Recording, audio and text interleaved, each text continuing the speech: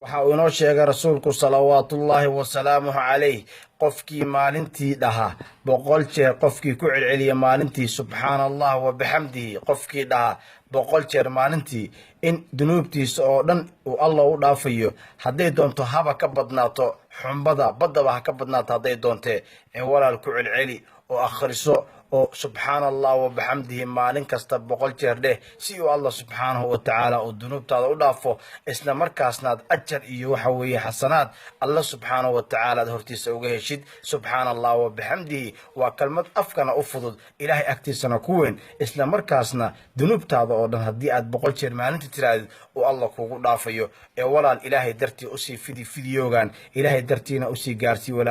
walaalihiin allahna waxaan uga baryay subxaanahu wa tacaala qof kasta oo fideogan sii fidiya inuu alla dunuubtiisa u dhaafo ilaahay subxaanahu wa tacaalana uu ka dhigo kuwa ku waara jannaatu lfirdowsi laclaa wassalaamu calaykum waraxmatullaahi wabarakaatu.